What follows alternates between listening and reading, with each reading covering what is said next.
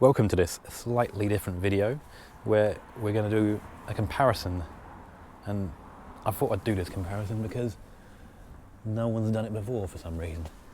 It seems obvious to me, and if you haven't already worked it out, it's a comparison between the Mark 1 and Mark 2 Ford cars. I think it's fair to say the original is an iconic car, but its design came out in 1996, unbelievably. This one's a 2008 though, one of the last, when it was replaced by this, which is not really an iconic car and not really as successful for Ford as the first. So, before we have a look at both and see why that might be, and see, are they in 2021 good cars to have? So start with the exterior. You can see pretty straight away that there's almost no similarity between them whatsoever, aside from the fact they're both quite small.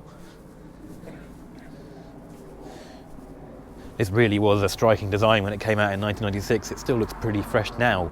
It's hard to believe. I watched the Top Gear review of this car when it came out the other day, Jeremy Clarkson talking about John Major and Tony Blair, which is a long time ago. Many people won't even remember that. Think about the other cars that are launched in 1996. Got things like the B5, the square-shaped, or slightly square-shaped Passat, the Audi A3, the first one, the first Renault Scenic. That's where car design was at this point. I think it's fair to say this doesn't look as old as them, at least in my opinion. This one, however,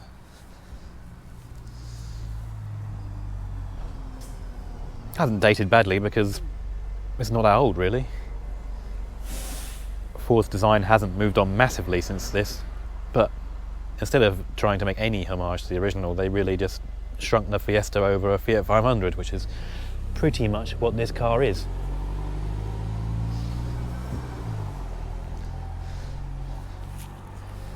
They did do a few limited things, like keep the same KA logo, put it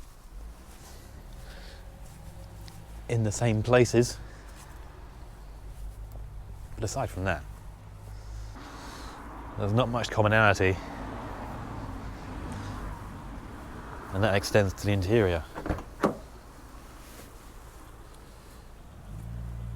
Again, this is quite an edgy design. Probably why I call it Ford Edge.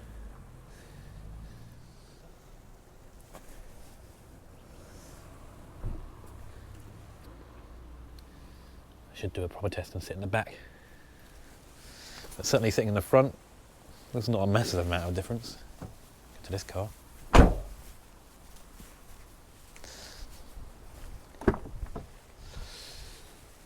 Here, much more modern. Almost nothing carried over from the original, actually nothing really at all. That's partly because Ford are obviously intentionally trying to do something completely new, and partly because this car is, as I mentioned, a Fiat underneath, so this interior will be familiar to those who have been in 500s and Pandas, but not totally familiar. So everything's slightly in the same place, but Ford have done quite a comprehensive job at trying to hide it. And I think they've been quite successful, to be honest. It's quite a nice interior.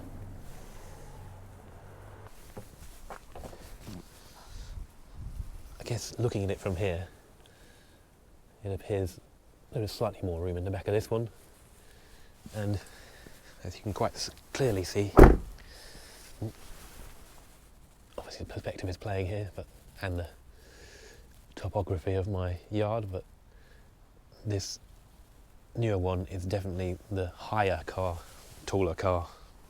So yeah, let's go full Top Gear, old Top Gear, or what car, and get the boot and bonnet open. Starting with the boots. The newer car, 40 litres more you get for your increased size.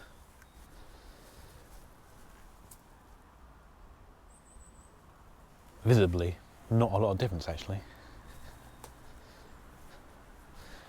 And then this car has an ancient 1.3 engine design from Ford, injected, and this one has a also not very new Fiat engine 1.2. While one is a 1.2 and the other a 1.3, in reality there's actually only 50cc between the two of them. They also produce near enough the same power. Off the top of my head, I think this one's 70 brake and that one's 69. It might be the other way around. But this newer one is, on paper, slightly faster to 60, 0.7 seconds to be precise, and yet somehow it tops out at 99 miles an hour, and this one will go all the way to 104. So obviously a gearing difference, I imagine. I also suspect perhaps this one might go a little bit faster than 99 miles an hour, or has been limited for the purposes of getting a cheap insurance rating. And it is a very cheap insurance rating on this car. It's also cheap to tax at £30, whereas this older car is 210. But aside from the tax, in the real world, I would have thought both would be similar on fuel, even with the modern technology. It's just, they're both small, light cars, so I imagine they'll both be relatively parsimonious. That's a good sound, isn't it? So here we are in the interior of the Ford car, Mk1. Very comfortable seats in this. Strange steering wheel with its two spokes, thick sporty rim,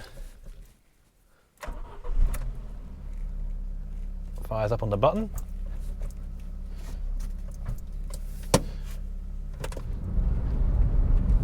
Moving off. Super pleasant, easy car to drive. It's a Ford. Everything falls where you'd like it. Gear change really easy. It's got quite weighty steering. Lots of feel, I would say, coming through it. Pulling from 1000 RPM in third there on a slight incline. Another Ford car of the same year with the classic black bumpers and bright coloured body look that made this car so distinctive when it came out. As a car enthusiast, I'm sure I'm not the only one who remembers vividly the first time they saw one of these. And it's such an enduring design, it hasn't dated. Just because it looked very special then doesn't mean it looks old now, really. We'll get us some more fun roads in a minute. But around town, it's a small car, it drives very easy. Nice gear change. And it's so torquey as well. I suppose it hasn't got much weight to move around, what was it, just under 900 kilograms, well under a ton. It's impressively light and it feels it. What's more impressive is the newer one is lighter, but we'll get to that. I even quite like the noise it makes, this one.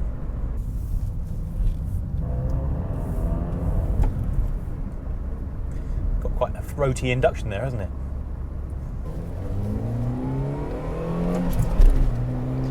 There's not much at the top of the rev range. It's definitely more of a torque car, this, but we're still shifting. That's 60 there. I think it sounds nice. Bit of wetness on the road to add jeopardy. You can really feel the back end on this car.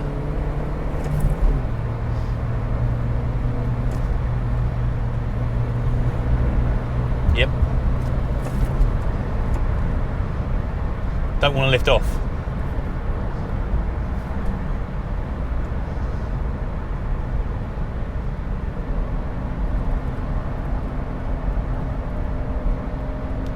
The steering really inspires confidence because you can feel everything that's going on the road.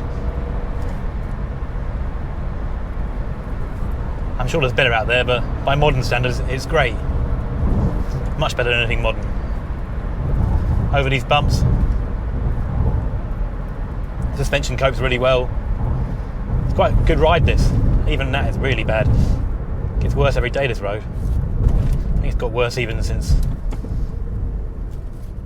I last went up here. Brakes are good. The pedal feels a bit spongy, which is odd. But they actually work very well.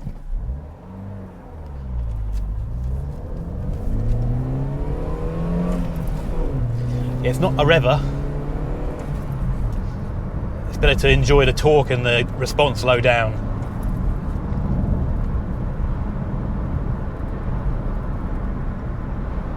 Just thought as well, this is a 2008 car. I mean, it's only got 46,000 miles on it, which is low, but over those bumps, there's not a rattle or anything from this car.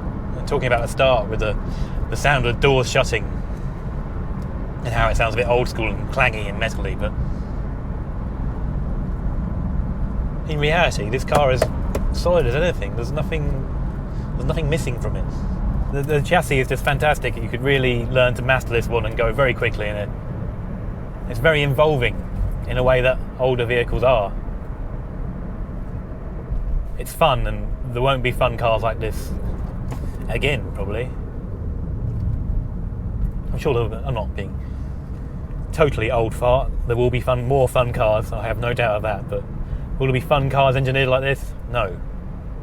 So the final test is dual carriageway, which is definitely the least comfortable place for this car, or these cars I should say, city cars, as they really are.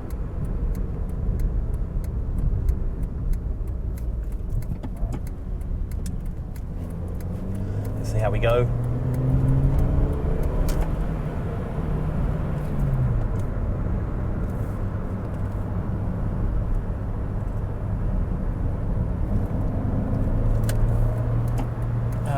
Fine, because the guy in front of me was going very slowly, so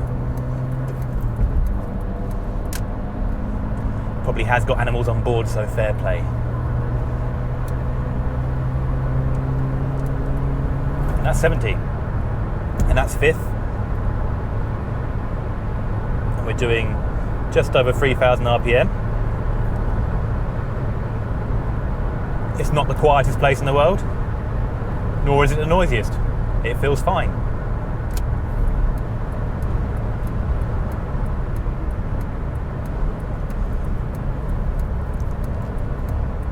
It's really, yeah, not bad at all.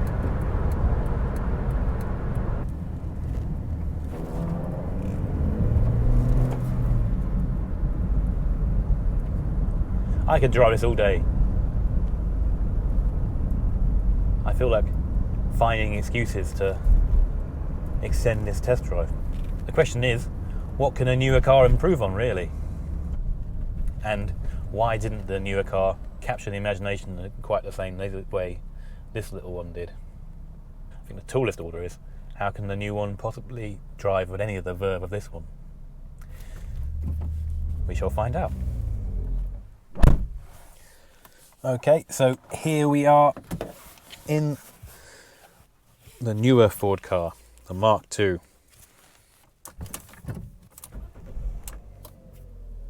Again, fire straight into life. Doesn't sound dissimilar. It's not a dissimilar engine, as we discovered earlier. You do sit a little bit higher in this car.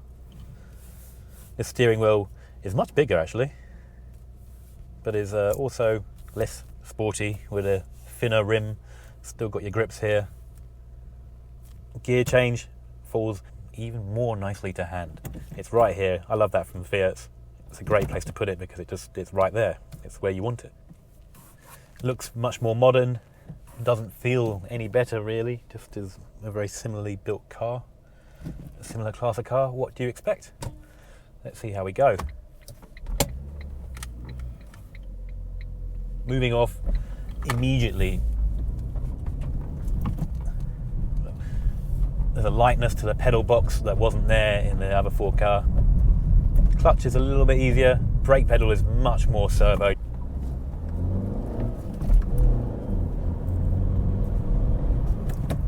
Doesn't sound as nice. Does it even go as nice? Remember, this is a faster car to 60 on paper. Yeah, right there it didn't feel much faster, but that was hardly a test. So around town, you got to say, the gearbox being where it is. It's not just where it is, it's also the one in the older car is very good, but this one is really nice and light, and its action very positive. Makes shifting really quick and easy. And then the steering itself, I should say, very light, super manoeuvrable at low. It's almost weightless at parking speeds. You can really twirl this car around very quickly in traffic. It's fantastic, even squeezing through there. I did see it was minutely wider than the old one. It feels much bigger in here. I'm outstanded that the dimensions are so similar. Obviously there's a lot of extra height. That much is obvious when you look at the two. Considering that's the only dimension that's massively increased, and the wheelbase is actually shorter, it feels like a much roomier car in here. This car does include start-stop. That'll improve your miles per gallon, no doubt. If you do a lot of town work, that's one significant technology that didn't exist in 1996.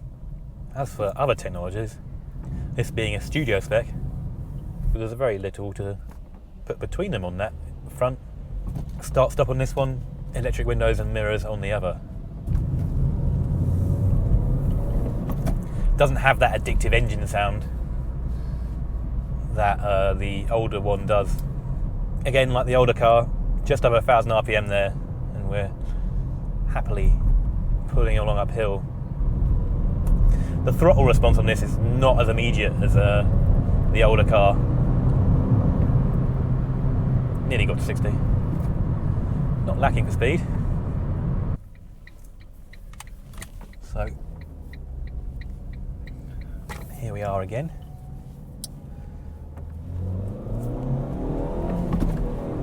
Oh, I can feel that extra 0.7 of a second here once you get the revs up.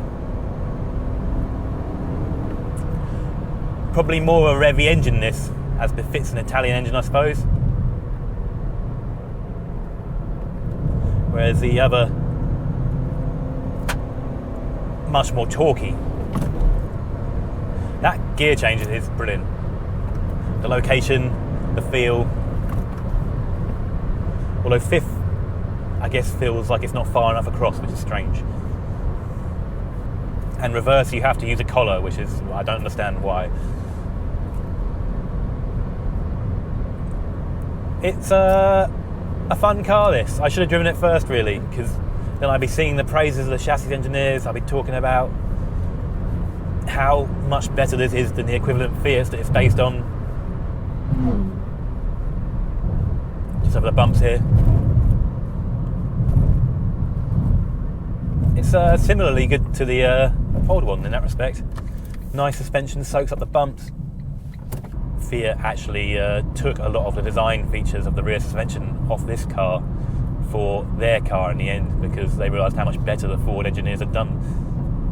To jump in and go very fast in, probably this car, you're going to go a lot faster off the bat than in the older one, if that's your intention. Just because it's a very confidence-inspiring steering, and I think the speed for me would be because this car doesn't feel on edge in the same way as the older one. So older Fords were known to be set up to be quite tail happy for front-wheel drive cars. They have a lot of rear steer in them, which means you can lift off and change the attitude of the car if you're a helmsman who writes for Autocar. But for me, as a particularly average driver, you can still feel that. This car feels a lot more front-led, safe. I feel like I could, on that road back there, I felt like I could really lean on the car and not have it do anything unexpected. Whereas the older car is much more involved. You're more aware of what's going on. You might not be able to drive it as quick immediately, but I expect with time and familiarity, you would, because that car is definitely the more fun. The older car is the more fun to drive. So is it becoming apparent why the original Ford car was so lauded and this one, in hindsight, hasn't got the same rep? I guess so. I think first and foremost with the old Ford car, the most striking aspect is the styling.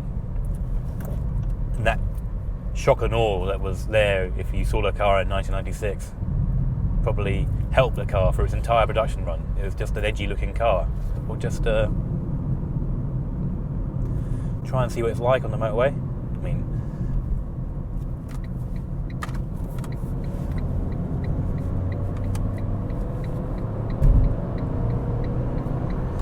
use those revs. Switch fifth there because we're already doing 70, so yeah, it does feel quicker actually. Well, it doesn't actually feel quicker because you have to rev it, but it is quicker when you look at the speedo. And here we are at 70. Feels more stable because of the steering, because there's less communication. That's why it's more fun, the older car. But other than that, I don't think it's, maybe the camera will say different, but I don't feel like it's massively quieter or more refined this one. I forgot to see what revs we were doing. I imagine it's similar. But is that lack of attention to this car over the original fair? No. It's a more modern design. It feels much more modern to drive. It feels much better than the Fiats on which it's based, or at least the Panda that I've driven. I've driven the 100 HP, driven various of the newer shape Panda, and this one feels much better than them. Much better body control, much better steering, much better gear shift. Ford's engineers really did a good job on this. And that's not to say the Fiats are really bad, they've just really worked their Ford magic on it. That's commendable, makes it a great car. What you can't really ignore between these two cars is somehow, despite being lighter, this is going to be a lot better in a crash. In 12 years, crash safety, particularly on small cars, moved on quite a lot. So they've managed to put those safety features that are necessary into this car while not really taking anything away. You couldn't really sell a small car like the old Ford car these days. Is this the better car? The new car? Yeah, it is. If I had to daily drive either, obviously I'd take the safer, easier to drive one. So there you have it. The predictable winner is new car. It's everything that you expect a modern small car to be, really. But got to put an honourable mention to the groundbreaking original. It is, once you're on a country road, it's the more fun to drive. And in so many areas, it doesn't really give that much away to the newer car. I think the engine probably is the more useful with its torque. It doesn't give a huge amount away in interior space to the newer car. In looks, I think it's still a nice looking car, especially on these wheels. Does a new one look 12 years newer as design?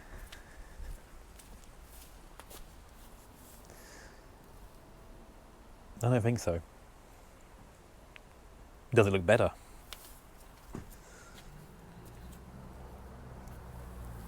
That's all subjective, but what we can say objectively is the newer car is much better in terms of ease of driving, and that will appeal to the great majority of car buying customers, I would have thought.